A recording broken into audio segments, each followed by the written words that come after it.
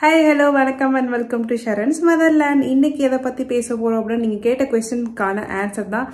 இன்னைக்கு ரெண்டே டாபிக் தான் நான் பேச போறேன். ஒன்னு வந்து இத்தனை ஏஜ் ஆகுது, இது வந்து ஃபர்ஸ்ட் ஸ்டாண்டர்டுக்கு ஓகேவா என்னோட குழந்தை நிறைய பேர் கேட்டிட்டீங்க. நெக்ஸ்ட் வந்து ஒரு போர்ட்ல இருந்து இன்னொரு போர்ட் ஸ்கிப் ஆகலாமான்ற क्वेश्चंस வந்து நிறைய எனக்கு வந்துட்டே இருந்துச்சு. சோ அத பத்தி தான் இன்னைக்கு அட்ரஸ் பண்ண போற. வீடியோக்குள்ள போறதுக்கு முன்னாடி என்னோட சேனல் சப்ஸ்கிரைப் பண்ணி பார்த்துட்டு இருக்க எல்லாத்துக்கும் ரொம்பவே தேங்க்யூ. சப்ஸ்கிரைப் பண்ணா பார்த்துட்டு இருக்கீங்கன்னா கண்டிப்பா சப்ஸ்கிரைப் பண்ணி பாருங்க.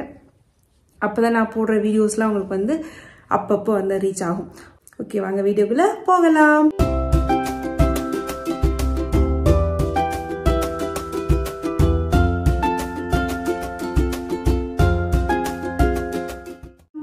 வீடியோக்குள்ள போறதுக்கு முன்னாடி ஒரு சின்ன ரெக்வெஸ்ட், கைண்ட் ரெக்வெஸ்ட் எல்லா கண்டென்ட் கிரியேட்டர் சார்பாகவும் நான் சொல்லிக்கிறேன். ஒரு வீடியோ வந்து அப்லோட் ஆகுது, உங்களுக்கு போடுறோம் அப்படின்னா ஃபுல்லா பார்க்க ட்ரை பண்ணுங்க. நாங்கள் ரொம்ப தூரம் இழுத்துட்டு வீடியோ போகுதுன்னா அந்த அளவுக்கு இன்ஃபர்மேஷன்ஸ் கொடுக்குறோம், அவ்வளவு சுருக்கி பேச முடியல அப்படிங்கிறதுக்காக தான். ஒரு பெரிய வீடியோ போட்டுமே அதுக்கு கீழே வந்து ஏகப்பட்ட கமெண்ட்ஸ், ஒரே டவுட் கேட்டுட்டே இருக்கிறீங்க. ஸோ உங்கள் டவுட் கிளியர்ஸ் பண்ண தான் நாங்கள் இருக்கோம். பட் கேட்ட கொஸ்டின்ஸே கேட்டுகிட்டே இருந்தால் கண்டென்ட் கிரியேட்டராக நாங்கள் உங்களுக்கு போடும்போது எங்களுக்கும் ஒரு ஃபேமிலி இருக்கும். ஸோ அதெல்லாம் பார்த்து எல்லாம் பண்ணி தான் உங்களுக்கு ஒரு கண்டென்ட், ஒரு வீடியோ வந்து எடிட் பண்ணி போடுறோம். ரொம்பவே இது டஃப்பான ஜாப் ஆக்சுவலி. கிரியேட்டர்ஸ் கேட்டிங்கன்னா இருந்தாலும் நான் உங்களுக்கு பண்ணுறோம் அப்படின்னா எங்களுக்கும் அதோட ஹாபி, உங்களுக்கும் அவங்களுக்கு வந்து ஹெல்ப் பண்ணணும் அப்படிங்கிறதுக்காக தான். ஸோ நான் இப்போ இன்னைக்கு எதை பற்றி பேச போகிறேன் அப்படின்னா, இந்த ஏஜ் ஆகுது, இந்த ஸ்கூலில் இத்தனை வயசில் ஜாயின் பண்ணலாமான்னு கேட்டிருந்தீங்க. நான் இந்த வீடியோ வந்து லாஸ்ட் இயர் வந்து ஒரு இதே வீடியோ, அதாவது national education policy updated policy வந்து நான் வந்து போட்டிருந்தேன். அந்த வீடியோ நான் கமெண்ட் செக்ஷன் டிஸ்கிரிப்ஷனில் டேக் பண்ணுறேன், போய் செக் பண்ணி பாருங்க. ரொம்ப டீட்டெயிலாக அந்த வீடியோவில் கொடுத்துருப்பேன். அவ்வளோ டீட்டெயிலாக சொல்லியிருப்பாங்களா அப்படின்றது தெரியல, அவ்வளோ டீட்டெயிலாக கொடுத்துருப்பேன். அதையும் மீறியுமே அந்த வீடியோ ஃபுல்லாக பார்க்குறீங்களா என்னன்னு எனக்கு தெரியல. தம்ப்நெயில ஒரு டைட்டில் பார்த்ததுமே கீழே ஒன்று கமெண்ட் போட்டுங்கன்னு தெரில. உங்களோட கமெண்ட் ஆன்சர் பண்ணுறதுக்கு நான் இருக்கேன். பட் எல்லாம் டெய்லி இதே கேட்டுட்டு இருந்தால் 1 இயராக நான் அந்த கமெண்ட்டுக்கு ஆன்சர் பண்ணிகிட்டே இருக்கேன். நீங்கள் போய் செக் பண்ணி பார்த்தீங்கன்னா எவ்வளோ கமெண்ட்ஸுக்கு ஆன்சர் பண்ணுறேங்கிறது உங்களுக்கு தெரியும். ஸோ கைண்ட் ரெக்வெஸ்ட், ஒரு வீடியோ போட்டோன்னா ஃபுல்லாக பாருங்கள். அதையும் மீறி உங்களுக்கு டவுட் வருதுன்னா கண்டிப்பாக கேளுங்க, நான் உங்களுக்கு கண்டிப்பாக வந்து ஆன்சர் பண்ண ரெடியாக இருக்கேன். ஓகேவா? சரி, ஓகே. ஸோ இப்போதைக்கு நான் காமிக்கிறேன். ஸோ எனக்கான வந்து எல்லா இவ்வளோ கமெண்ட்ஸுமே வந்து அந்த 2 வீடியோஸ்க்கு தான் வந்துச்சு. ஓகே, இப்போ வந்து லேட்டஸ்ட் கமெண்ட் என்ன அப்படின்னா, ஓகே அதுக்கு முன்னாடி போகிறதுக்கு முன்னாடி நேஷனல் எஜுகேஷன் பாலிசி 2024, அதாவது 2020ல் சொல்லியிருக்காங்க. ஸோ அதை எப்போ இம்ப்ளிமெண்ட் பண்ண போகிறாங்கன்னா கம்மிங் இயர், அதாவது 2024 to 2025 அகடமிக் இயருக்கு அதை இம்ப்ளிமெண்ட் பண்ண போகிறாங்க.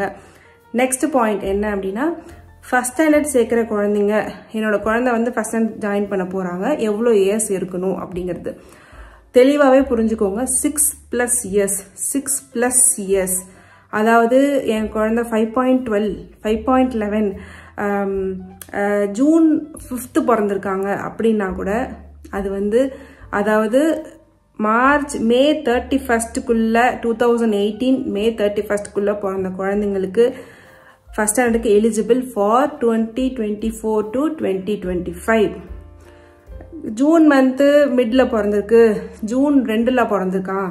ஸோ அப்படின்னா அது வந்து என்னோட கால் கிடையாது. நீங்கள் எந்த ஸ்கூலில் ஜாயின் பண்ண போறீங்களோ அந்த ஸ்கூலில் ரெக்வஸ்ட் பண்ணீங்க அப்படின்னா, சப்போஸ் இன்கேஸ் ஜூன் 2 ஜூன் 3 2018ல் பிறந்திருக்காங்க அப்படின்னா நீங்கள் வந்து உங்களோட எந்த ஸ்கூல் ஜாயின் பண்ண போறீங்களோ அந்த ஸ்கூல்கிட்ட தான் வந்து நீங்கள் வந்து அப்ரோச் பண்ணணும்.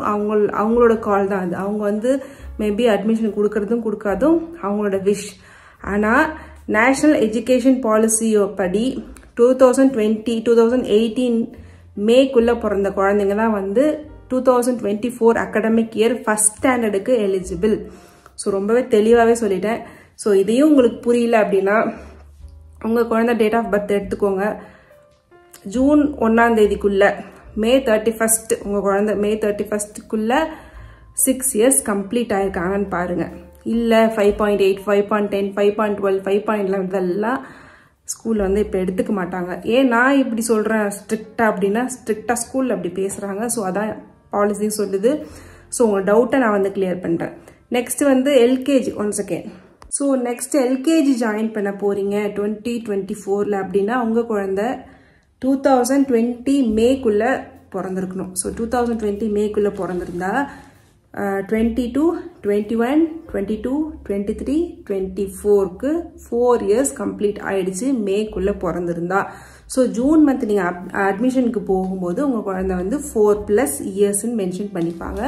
ஸோ எல்கேஜிக்கு 4+ years, யூகேஜிக்கு 5+ years, ஃபர்ஸ்ட் ஸ்டாண்டர்டுக்கு 6+ years.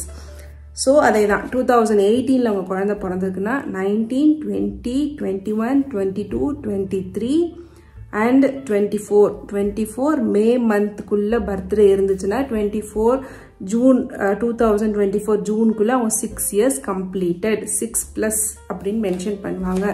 ஸோ உங்கள் குழந்தை வந்து ஆட்டோமேட்டிக்காக ஃபர்ஸ்ட் ஸ்டாண்டர்டுக்கு எலிஜிபிள்.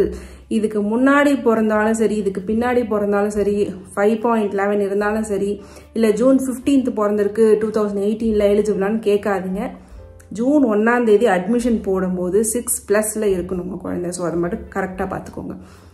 நெக்ஸ்ட் திங் என்ன அப்படின்னா, ஒரு சில ஸ்டேட்ஸில் வந்து இம்ப்ளிமெண்ட் பண்ணி இந்த வருஷமே, அதாவது 2023லேருந்தே இது இம்ப்ளிமெண்ட் ஆயிடுச்சு. ஸோ உங்களோட குழந்தை யூகேஜி படிச்சுட்டு இருக்காங்க வேறு ஸ்டேட்டில், ஃபார் எக்ஸாம்பிள் தமிழ்நாட்டிலே படிச்சுட்டு இருக்காங்க. நீங்கள் வேறு ஸ்டேட்டுக்கு போகிறீங்க, ஒரு கர்நாடகா, ஆந்திரா, கேரளாக்கு எதுக்கோ போகிறீங்க, டெல்லி எங்கேயோ போகிறீங்க அப்படின்னா எலிஜிபிளா அப்படின்னு கேட்குறாங்க. இப்போ உங்கள் குழந்தை யூகேஜி, அதாவது என்ன சொல்கிறீங்கன்னா யூகேஜி 5 years தான் இருக்குது, ஆனால் வந்து இன்னும் 5 years முடியல, ஆனால் ஃபர்ஸ்ட் ஸ்டாண்டர்டுக்கு ஜாயின் பண்ணுறதுக்கு எலிஜிபிளா அப்படின்னு கேட்குறீங்க. சேர்த்துக்க மாட்டாங்க. என் குழந்தை யூகேஜி ஆல்ரெடி படிச்சிருச்சு, ஆனால் வந்து ஃபர்ஸ்ட் ஸ்டாண்டர்டுக்கு 6 yearsக்கு முன்னாடியே இருக்குனாலும் வேறு ஸ்டேட்டுக்கு நீங்கள் போகும்போது சேர்த்துக்க மாட்டாங்க. யூகேஜி டு ஃபர்ஸ்ட் ஸ்டாண்டர்ட் போகும்போது இந்த க்ரைட்டீரியா, நீங்கள் எங்கே படித்தாலும் சரி இந்த க்ரைட்டீரியா இருக்கணும். வேறு ஸ்டேட்டுக்கு போகும்போது 6+ years இல்லை அப்படின்னா நாட் எலிஜிபிள் சொல்லி யூகேஜியில் தான் உங்களுக்கு ரிப்பீட் பண்ண சொல்லுவாங்க. ஸோ இதுதான் எல்லா ஸ்கூல்லையும் நடக்குது.